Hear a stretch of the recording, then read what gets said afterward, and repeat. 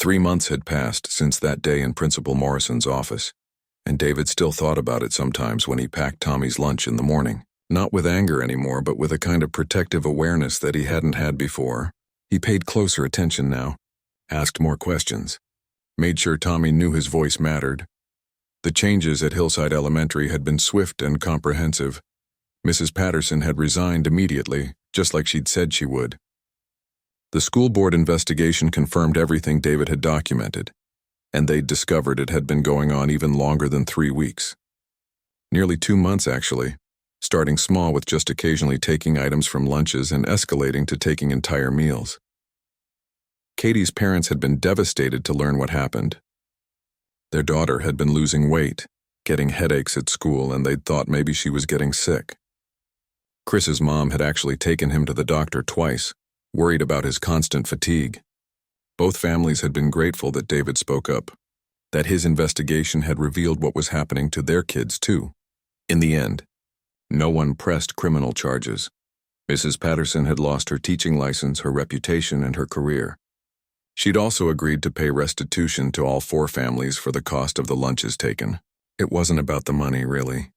But there needed to be acknowledgement that what she'd taken had value, that her actions had real consequences. The school had implemented new policies. No more backpack checks unless there was a documented safety concern approved by administration.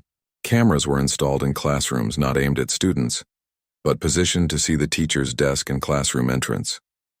Teachers received training on ethical conduct, appropriate boundaries, and how to access resources if they were struggling financially or personally.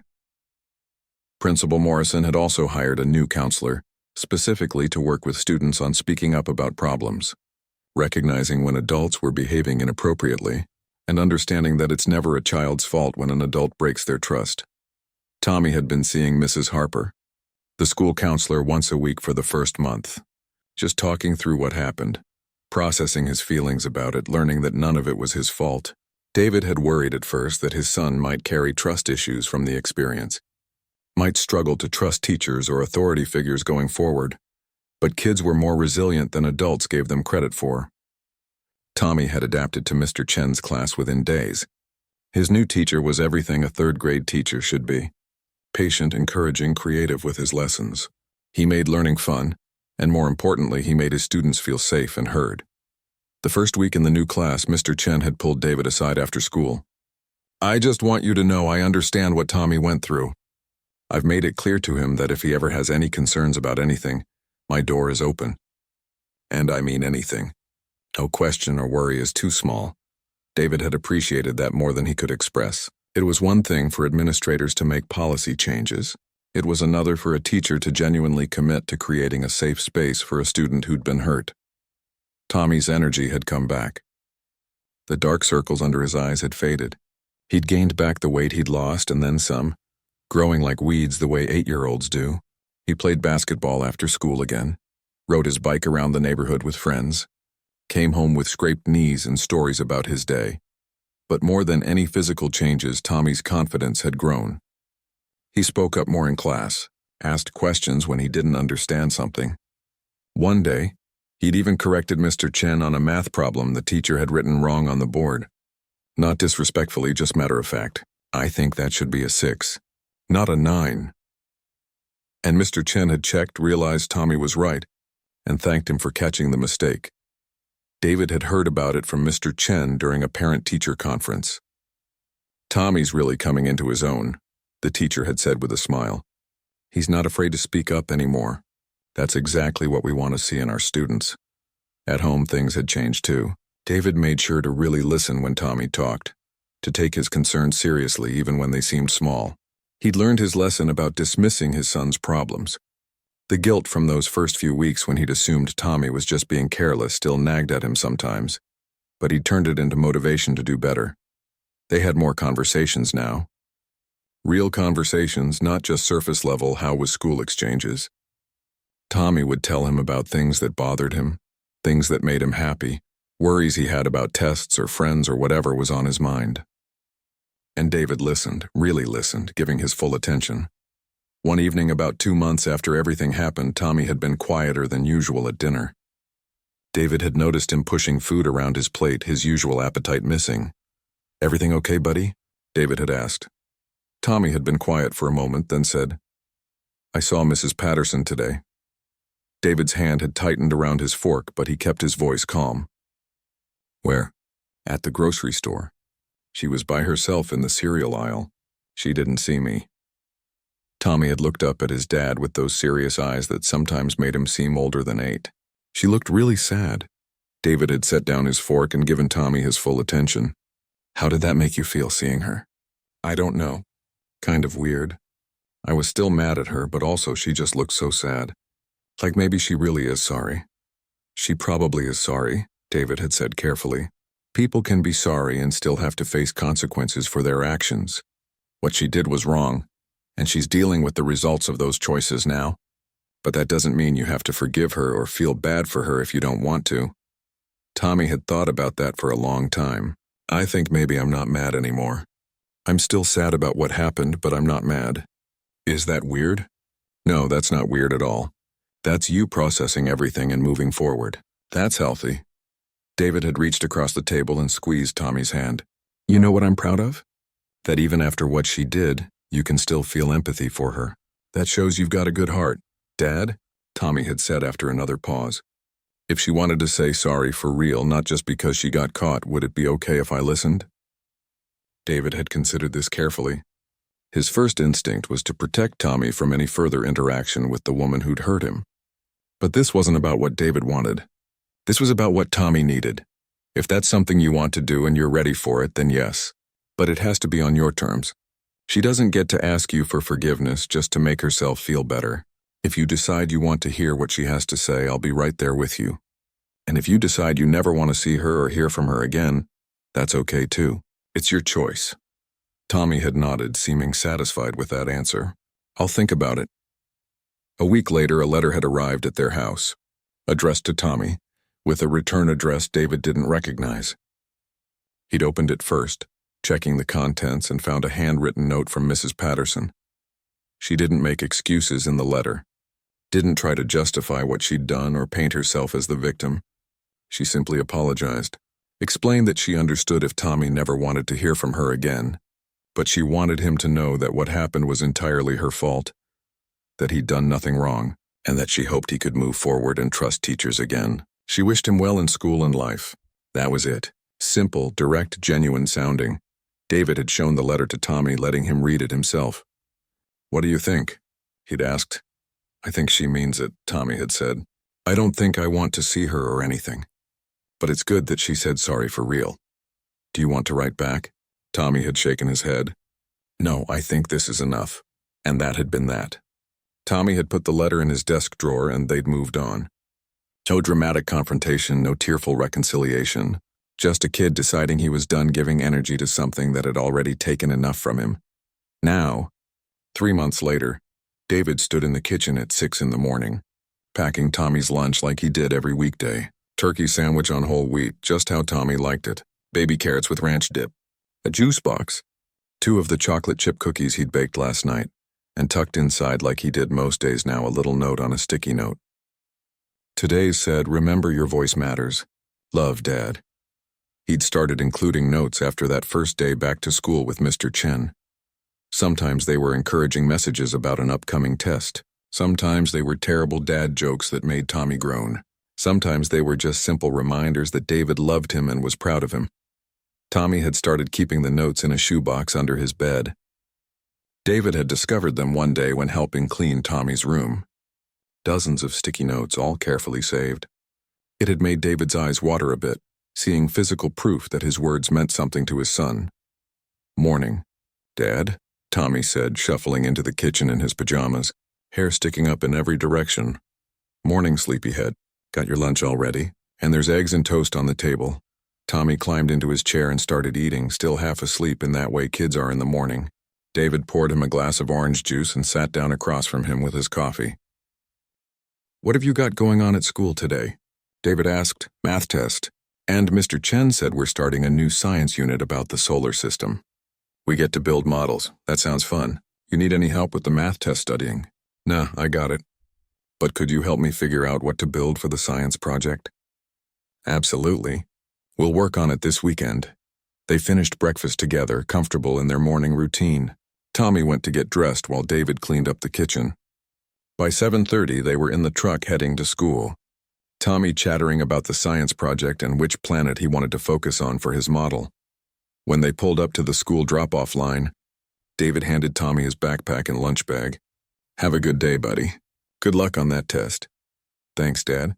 Tommy paused before opening the door. "Hey, Dad. Thanks for believing me. You know, about the lunch thing." David felt his throat get tight. They didn't talk about it much anymore, but sometimes it came up. "Always, buddy. I'll always believe you." Tommy smiled, that gap-toothed grin that made David's heart squeeze, and hopped out of the truck. David watched him walk toward the school entrance, backpack bouncing, completely confident in a way he hadn't been 4 months ago. Other kids called out to Tommy, waving. He'd made new friends in Mr. Chen's class, gotten closer to some of the kids he'd known before. He was thriving.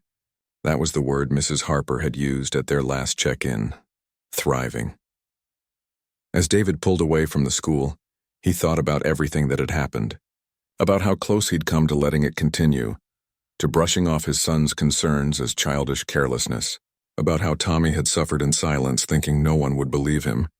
It had been a hard lesson for both of them, but an important one. Tommy had learned that speaking up matters, that his voice deserves to be heard, that adults aren't always right just because they're adults. And David had learned to listen better, to take his son's concerns seriously, to dig deeper when something felt off. The situation with Mrs. Patterson had been unfortunate for everyone involved. A teacher who'd made terrible choices out of desperation, kids who'd been hurt and lost trust, families who'd been betrayed by someone they'd trusted to care for their children. But something good had come from it too. The school was better now, safer, more accountable. Kids were being taught to speak up. Teachers were being supported and also held to higher standards. And Tommy had learned one of life's most important lessons at age 8. That he had power, that his words mattered, that there were people who would fight for him when he needed them. David turned onto his street, already thinking about what to do with his day off. Maybe he'd surprise Tommy by picking him up after school instead of letting him take the bus. They could stop for ice cream on the way home just because. Yeah, that's what he'd do. Because the little moments mattered just as much as the big ones. The daily reassurances that everything was okay, that they were okay, that life had moved forward in the best possible way. His phone buzzed with a text from Principal Morrison. Just a quick update letting David know that the school board had officially approved all the new policies they'd discussed. Better late than never, David thought. But really better now than after more kids got hurt. He sent back a simple, "Thanks for the update," and headed inside to get ready for work tomorrow. Because life went on, problems got solved. Kids grew up, and sometimes when you did the right thing even when it was hard, everything actually worked out in the end. That night at dinner, Tommy was excited about his math test. He'd gotten a 92%, which he was proud of. Mr. Chen had drawn a smiley face on his paper and written, "Great work." Tommy had taped it to the refrigerator himself, beaming. "I'm proud of you," David said, meaning it. "I know," Tommy replied, taking a huge bite of spaghetti. "Your note today said my voice matters." It made Jacob ask what that meant, and I told him it means speaking up is important. Mr. Chen heard and said I was exactly right. David smiled. His kid got it. Really got it. That's my boy. After dinner, they worked on ideas for the science project together, sketching out what a model of Saturn might look like with its rings. Tommy wanted to use a beach ball and painted cardboard. David helped him plan the materials they'd need, already looking forward to the weekend project. When Tommy was in bed later that night, David stood in the doorway of his room for a moment, watching his son sleep. The nightlight cast soft shadows across Tommy's peaceful face. He looked so young, so small in his bed surrounded by stuffed animals and superhero posters. But he wasn't as small or as powerless as he sometimes seemed. He was strong. He was brave. He was learning to use his voice. And David would make sure he never felt unheard again. He quietly closed the door and went to prep tomorrow's lunch, already thinking about what note to include. Maybe something about how proud he was about that math test. Or maybe just a simple, "You're awesome," because sometimes that was enough. The lunch would be good. The note would be there. And Tommy would go to school knowing his dad had his back, today and every day after. That was what mattered. That was everything.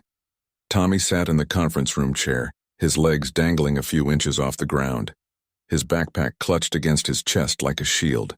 David could see the worry in his son's eyes, the way his small hands gripped the straps so tight his knuckles were white. The kid probably thought he was in trouble.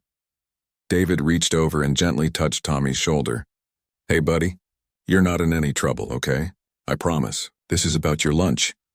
Tommy's eyes flickered with something, recognition maybe, or hope.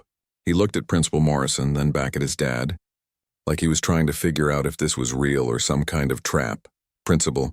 Morrison pulled his chair closer to the table and spoke in that careful tone adults use when they're about to explain something difficult to a child.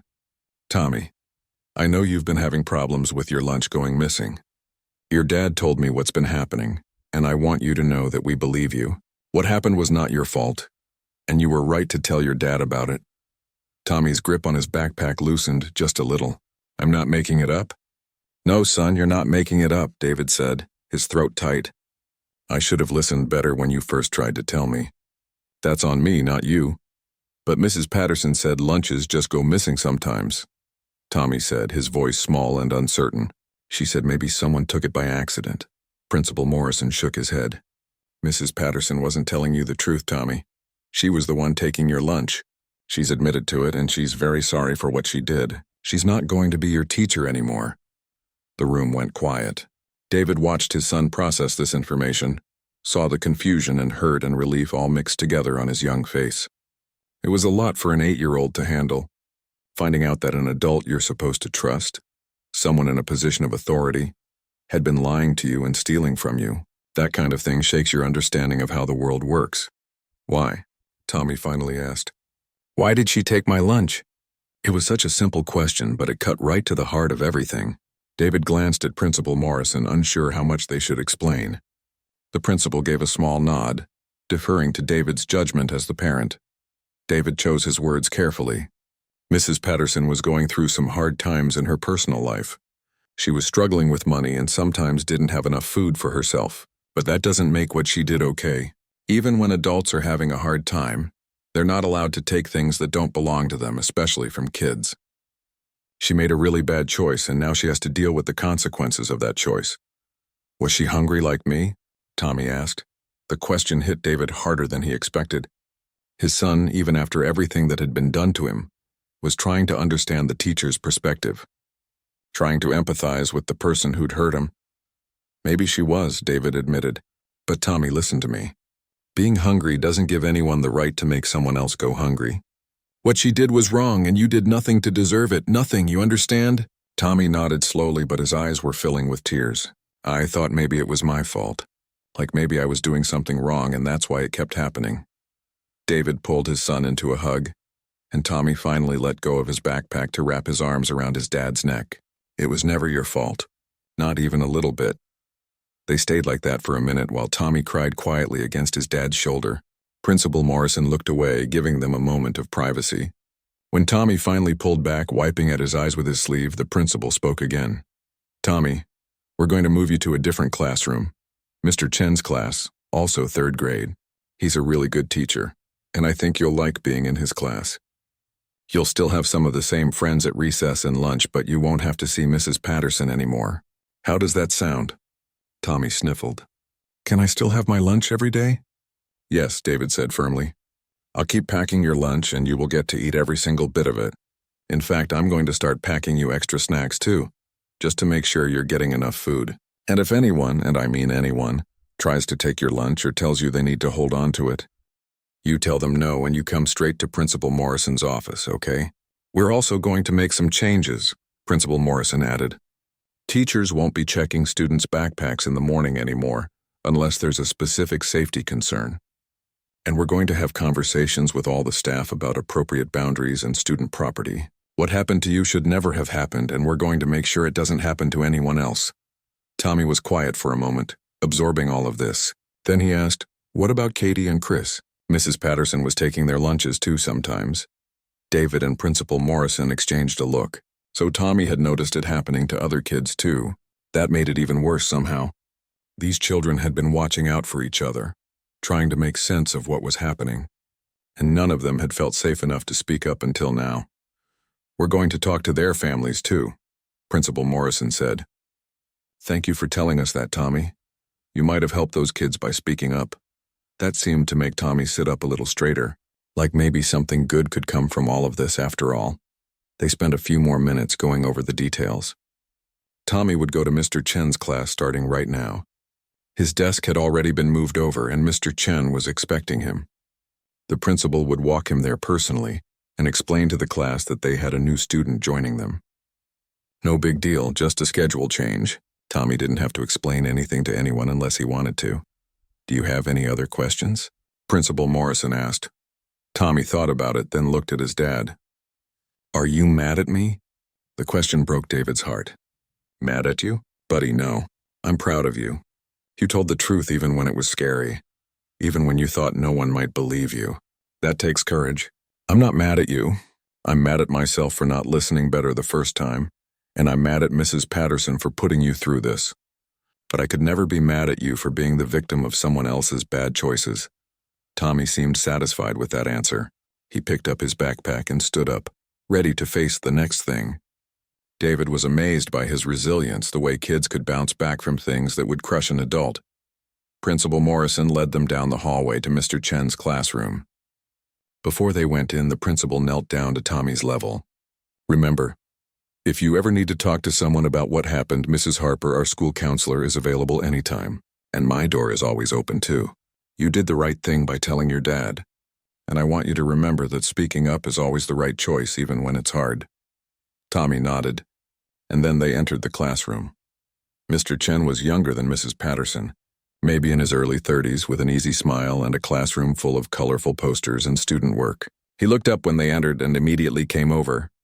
"You must be Tommy," he said warmly. "I've heard good things about you. Your desk is right over there by the window. Why don't you go put your stuff down, and when you're ready, we're just working on some reading comprehension." Tommy looked back at his dad one more time, and David gave him an encouraging nod. Then Tommy walked over to his new desk, and just like that, he was settling into a new normal. David stepped out into the hallway with Principal Morrison, leaving the classroom door open just enough to keep an eye on Tommy. "There's going to be an investigation," the principal said quietly. "The school board will want a full report. The other families will be notified today, and we'll need to determine if this should be reported to the police as theft. That's up to the other families," David said. "As for me and Tommy, I just want to make sure he's okay and this doesn't happen again. I'm not interested in pressing charges unless that's what Tommy needs for closure." "I understand. We'll keep you updated on everything. And Mr. Wilson, I meant what I said in there. You did the right thing bringing this to our attention with evidence. A lot of parents would have just pulled their kid out of school, maybe posted something angry on social media, but you handled it the right way." David wasn't sure there was a right way to handle finding out your kid's teacher had been stealing from them, but he appreciated the sentiment. "I just wanted to protect my son. That's all any parent wants." They shook hands, and David spent a few more minutes watching Tommy through the classroom door. His son had pulled out a book and was following along as Mr. Chen explained the assignment. He looked okay. Not happy exactly, but okay. That was a start. Before leaving, David caught Tommy's eye and gave him a thumbs up. Tommy smiled, a real smile, and returned the gesture. Then David headed out to his truck in the parking lot. He sat in the driver's seat for a long time, just breathing. The adrenaline from the morning was wearing off and exhaustion was settling in. He'd taken on a teacher, the school system, and won. But more importantly, he'd shown his son that speaking up matters. That telling the truth matters. That even when you're small and powerless feeling, there are people who will fight for you. David pulled out his phone and looked at the recordings and GPS logs again. Evidence of a wrong that had been righted. He'd keep all of it just in case, but hopefully it wouldn't be needed anymore. As he drove home, he thought about what to make Tommy for lunch tomorrow. Something special, maybe. Something that would make his son smile when he opened his lunch bag at school. Something that was just for him that no one else would take. Yeah, he'd make Tommy's favorite. Peanut butter and jelly on honey wheat bread, cut diagonal the way Tommy liked it. Apple slices with caramel dip. A juice box. And maybe he'd include a little note. Something simple like "I'm proud of you" or "You're brave." because Tommy had been brave. Braver than a lot of adults would have been in the same situation. "Mr. Wilson, this is Principal Morrison from Hillside Elementary. I was hoping you could come in for a meeting today if possible." David checked his watch. 12:30 in the afternoon. "When were you thinking?" "As soon as you're available, honestly. We have a situation we need to discuss regarding Tommy." A situation regarding Tommy, not a situation involving his teacher. Interesting choice of words, but David kept his voice neutral. "I can be there in 15 minutes. That would be perfect. Just come to the main office and the secretary will bring you to my office." David ended the call and sat there for a moment, organizing his thoughts. This was it. Whatever was about to happen would determine how the rest of this situation played out. He needed to stay calm, present his evidence clearly, and not let emotion take over no matter how angry he felt. He gathered everything he'd prepared. His phone with the GPS logs and recordings, printed screenshots showing the location data time-stamped throughout the morning, the 3 old lunch bags from Tommy's closet, sealed in plastic bags, photos of the rotted food, his written timeline of events. He put it all in a folder and headed into the school. The secretary was a kind-looking older woman who smiled when he introduced himself. "Oh yes, Mr. Wilson, the principal is expecting you. Follow me, please." She led him down a hallway lined with student artwork and trophy cases. David could hear kids in classrooms, normal school sounds that seemed surreal given what was happening. Somewhere in this building, Tommy was sitting in class, probably wondering what was going on. The secretary knocked on a door marked Principal and opened it without waiting for a response. "Mr. Wilson is here." "Thank you, Helen. Send him in." David stepped into the office and immediately assessed the situation. Principal Morrison sat behind his desk, a man in his 50s with graying hair and tired eyes. And sitting in one of the chairs facing the desk was Mrs. Patterson. She didn't look at David when he entered. Her face was pale, her hands clasped tightly in her lap. On the principal's desk, David could see his lunch bag and the note he'd written. "Mr. Wilson, please have a seat," Principal Morrison said, gesturing to the empty chair next to Mrs. Patterson. "Thank you for coming in on such short notice." David sat, keeping his folder in his lap and his expression neutral. He waited for the principal to continue. "Let them show their cards first." Principal Morrison picked up the note. "Mrs. Patterson came to me about an hour ago with this note and some concerning allegations. She's confessed to taking food from Tommy's lunch bag on multiple occasions. Before we go any further, I want to hear your side of what's been happening." David glanced at Mrs. Patterson, who was staring at the floor like she wished it would swallow her whole. Then he looked back at the principal. "How long do you have?" Over the next 20 minutes, David laid out everything. He started with Tommy's complaints 3 weeks ago that he'd dismissed as carelessness, the pattern of coming home hungry and exhausted, finding the hidden lunch bags in the closet with rotted food still inside, Tommy's eventual confession that Mrs. Patterson had been taking his lunch every single day. He pulled out his folder and showed the principal the photos of the spoiled lunches, the receipts proving he'd been buying food and packing lunches, his written timeline matching everything to specific dates. "I couldn't just come in here and accuse a teacher without proof," David explained. "It would be my word against hers, and honestly, who's going to believe a parent over a teacher without evidence? So this morning I put a GPS tracker and a voice recorder in Tommy's lunch bag." He pulled out his phone and showed the GPS logs, explaining how the lunch had gone from the classroom to the teacher's lounge during lunch period. Then he played the recording. Principal Morrison's expression grew darker as he listened to Mrs. Patterson's voice, claiming a student had given her the lunch that they'd said they weren't hungry. When the recording ended, the office was silent except for the ticking of a wall clock. "Tommy never said he wasn't hungry," David said quietly. "He's been starving at school for 3 weeks while his teacher ate the lunches I woke up early to make him. And when he tried to tell me, I didn't believe him at first. I thought he was being careless. So he suffered in silence because he thought no one would believe him over a teacher." Mrs. Patterson made a small sound, almost like a whimper, but she still didn't look up. Principal Morrison set the phone down carefully. "Mrs. Patterson, do you have anything to say?" She shook her head, tears streaming down her face now. "I'm sorry," she whispered. "I'm so sorry. I didn't think... I mean, the kids get lunch in the cafeteria anyway, so I thought..." "You thought what?" David's voice was sharper than he intended. "You thought it was okay to steal from a child? You thought it didn't matter because you figured he'd get some scraps from the cafeteria. I've been struggling, Mrs. Patterson said, her voice breaking.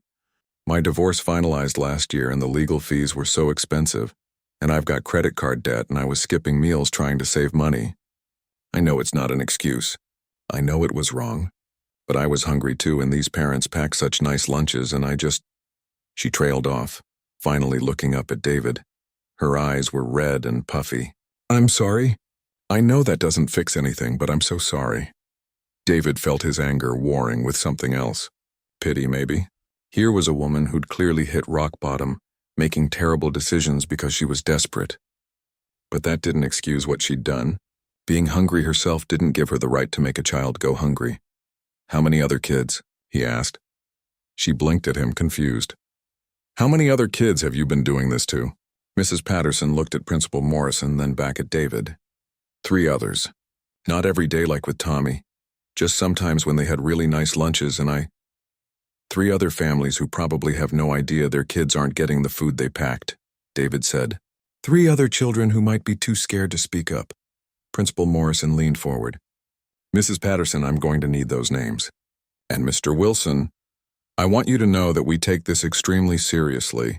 This is completely unacceptable behavior, and there will be consequences. Mrs. Patterson will be placed on immediate suspension pending a full investigation. I'll resign, Mrs. Patterson said quietly. I'll resign effective immediately. I know I can't come back from this. That may be the case, Principal Morrison said, but we still need to follow proper procedures. There will be an investigation. The other families will need to be notified. And depending on how they want to proceed, there may be legal consequences beyond just losing your job. Mrs. Patterson nodded, wiping at her eyes. She looked like she'd aged 10 years in the past hour. David sat back in his chair, processing everything. A part of him had expected a fight, expected the teacher to deny everything, expected the principal to try to protect his staff member, expected to have to battle to be believed. But instead, she'd confessed immediately after finding the note. Turned herself in before he'd even had to present his evidence. It almost felt anticlimactic. But then this wasn't about feeling victorious. This was about protecting Tommy and making sure it never happened again. What happens with Tommy now? David asked. He's still in her class. He's probably sitting there right now wondering what's going on. We'll move him to Mr. Chen's class immediately, Principal Morrison said. Same grade level, excellent teacher. I'll go get Tommy myself and explain that he's switching classes. I won't give him details beyond that unless you want me to. David considered this. Can I be there when you talk to him? I think he needs to see that his dad followed through. That he was believed. Of course. And Mr. Wilson, for what it's worth, I'm deeply sorry this happened at our school. We have policies and procedures in place to prevent exactly this kind of situation. And clearly something failed. We'll be reviewing everything to make sure it can't happen again. Good, David said, because if I hadn't figured out what was going on, this could have kept happening until the end of the school year. My kid lost weight. He was exhausted all the time. He didn't want to talk about school anymore, all because he didn't think anyone would believe him if he told the truth. The principal nodded gravely. I understand, and we will do better. They sat in uncomfortable silence for a moment.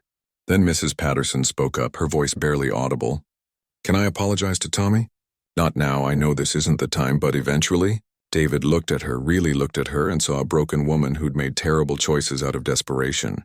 But he also saw someone who'd stolen from his child repeatedly, who'd lied about it, who'd made Tommy feel powerless and unheard. That's up to Tommy, David said finally. If he ever wants to hear it, he can let you know. But you don't get to ask him for forgiveness to make yourself feel better. You understand that? She nodded, fresh tears spilling over. Principal Morrison stood up. Mrs. Patterson, please wait here. Security will escort you to collect your personal items from your classroom, and then you'll need to leave the premises. Mr. Wilson, let's go find Tommy. David followed the principal out of the office, leaving Mrs. Patterson sitting alone with her mistakes. As they walked down the hallway toward Tommy's classroom, David felt the weight of the morning finally settling on his shoulders. He'd done what he needed to do. He'd proven what was happening. He'd protected his son, but now came the harder part. Helping Tommy understand that what happened wasn't his fault. That he should have been believed from the start. That speaking up even when it's scary is always the right thing to do. The principal knocked on the classroom door and opened it. David could see Tommy at his desk, head down working on something. When he looked up and saw his dad standing there, his eyes went wide. "Tommy, can you come with us, please?" Principal Morrison said kindly. "Bring your things." Tommy gathered his backpack and pencil case, his eyes darting between his dad and the principal, trying to read the situation. As he walked out, some of his classmates whispered, and David saw the uncertainty on his son's face. They walked to an empty conference room down the hall. Principal Morrison closed the door behind them and gestured for everyone to sit at the small table. "Tommy," the principal began, "your dad came in today to talk to me about something important." David had always considered himself a patient man. You had to be patient when you worked construction. One wrong measurement, one rushed decision, and the whole project could fall apart. But patience had its limits, and hearing what had been happening to his son for 3 solid weeks pushed him right up against that limit. After Tommy went to bed that night, David sat at the kitchen table with his laptop and a cup of coffee that had gone cold an hour ago. He was trying to make sense of the situation logically, trying not to let his anger cloud his judgment. A teacher was stealing food from his 8-year-old son, his son who'd been coming home exhausted and starving for weeks. His son who'd tried to tell him and been brushed off because David had assumed the kid was just being careless. That guilt sat heavy in his chest. He should have listened better, should have paid closer attention. But beating himself up wouldn't help Tommy now. Action would. The problem was he couldn't just march into that school tomorrow morning and start making accusations. He'd seen enough people get into trouble by flying off the handle without proof. It would be his word against a teacher's. And teachers had credibility in these situations. They had the benefit of the doubt. Parents who came in hot, throwing around accusations without evidence, were often written off as overreactive or problematic. Plus, if he handled this wrong, Tommy could face backlash. Teachers had power in their classrooms. David had heard stories of kids being subtly punished after their parents complained. Extra homework, harsher grading, being called on constantly to answer questions they didn't know. He couldn't risk making things worse for Tommy. No, he needed proof. Solid, undeniable proof that would make it impossible for the school to ignore what was happening. David opened his laptop and started researching. First, he looked up the school's policies on teachers taking students' belongings.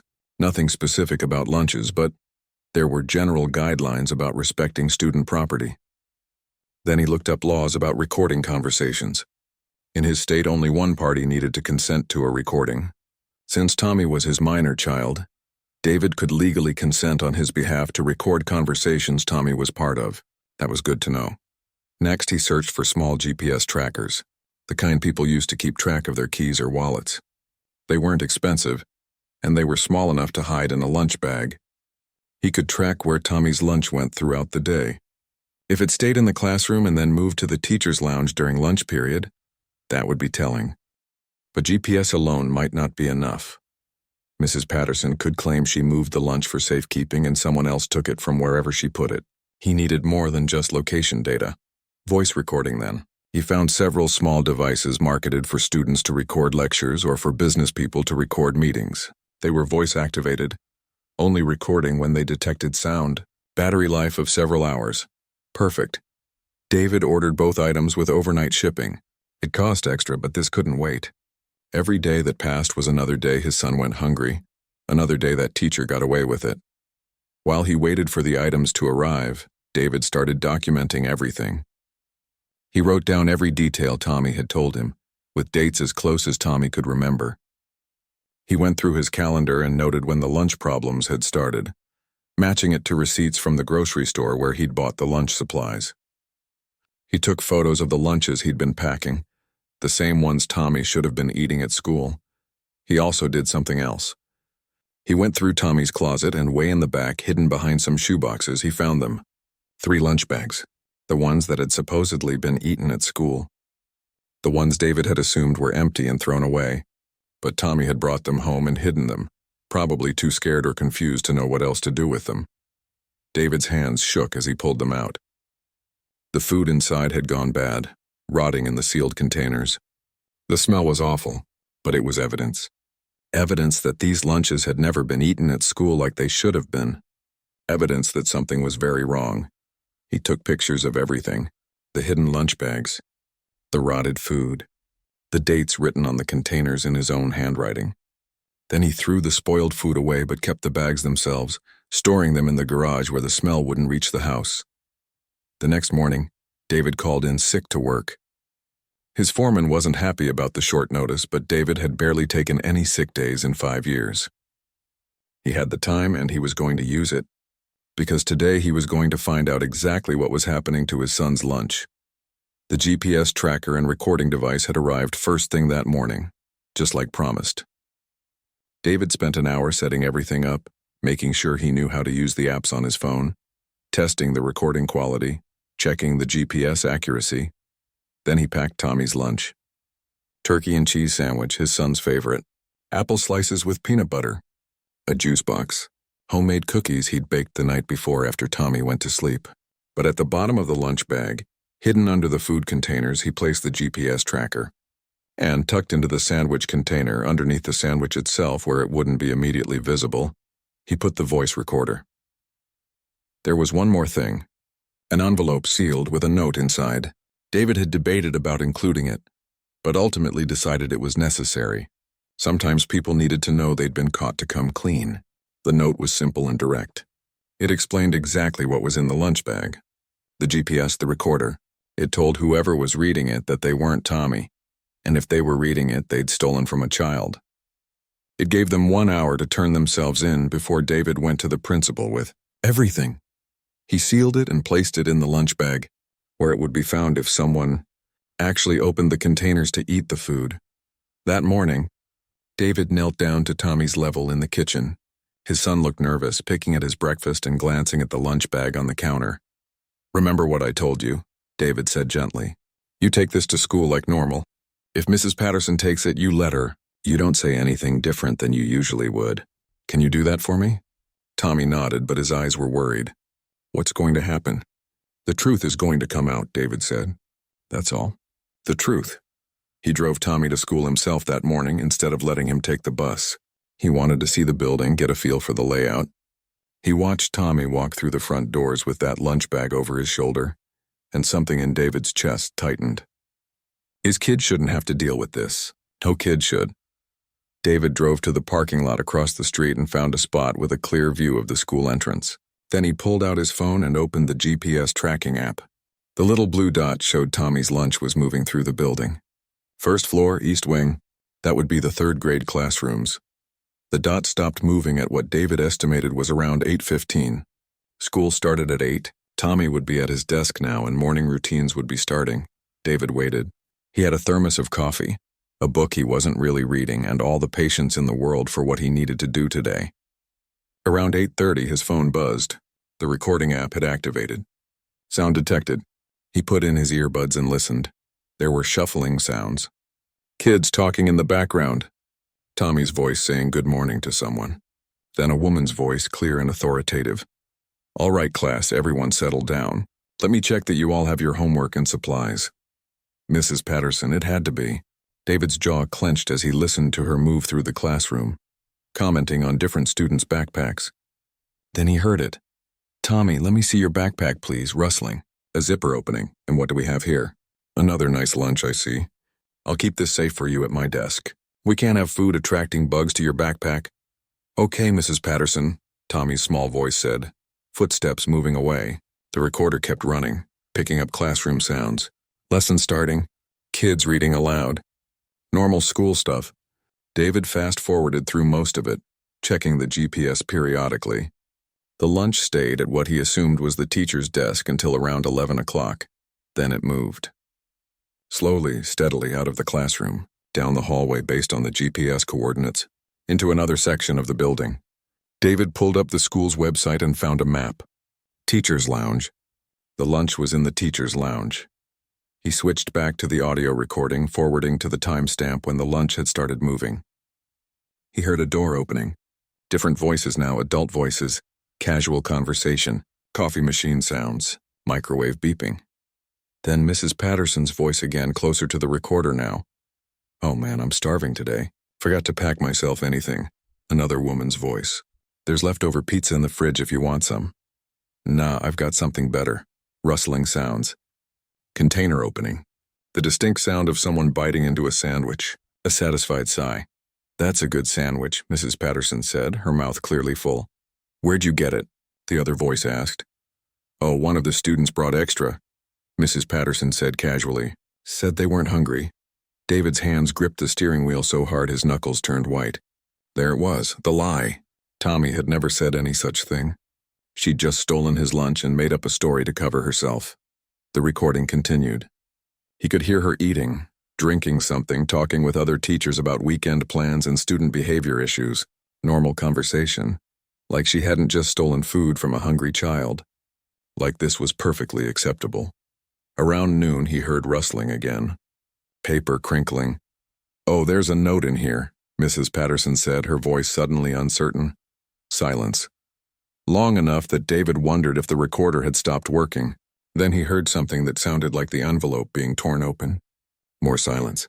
Then a sharp intake of breath. Everything okay? Another teacher asked. Yeah, I need to go, Mrs. Patterson said quickly. I'll see you later. Hurried footsteps. Door opening and closing. On the GPS, David watched the blue dot start moving fast. Out of the teacher's lounge. Down the hallway. The dot stopped in what appeared to be the administrative wing of the building. The principal's office, if David was reading the map correctly. His phone rang 15 minutes later. Unknown number, but with the school's area code. David answered. Tommy sat at his wooden desk, third row from the front, trying his best to focus on the math problems in front of him. But his mind kept drifting to one thing. His stomach was growling again, and it wasn't even lunchtime yet. He glanced at the clock on the wall. Only 10 in the morning. Still 2 more hours to go. This had become his new normal over the past few weeks, and honestly, he was getting tired of it. Not tired in the sleepy way, but tired in the way that makes your whole body feel heavy, like you're dragging yourself through the day instead of living it. Every single morning before school, his dad would wake up early and pack him the best lunches. We're talking turkey and cheese sandwiches on fresh bread, not the soggy kind. Crispy apple slices that his dad would squeeze lemon juice on so they wouldn't turn brown. Sometimes there'd be homemade chocolate chip cookies still warm from the oven. His dad worked construction, long hours in the hot sun, but he never missed making Tommy's lunch. Never once. But here's the thing. Tommy never got to eat any of it. It started about 3 weeks ago, right after spring break. Mrs. Patterson, his third-grade teacher, had started this new routine. Every morning when the kids came into class, she'd walk around checking everyone's backpacks. She said it was to make sure everyone had their homework and their supplies. Most kids didn't think twice about it. Teachers check stuff all the time, right?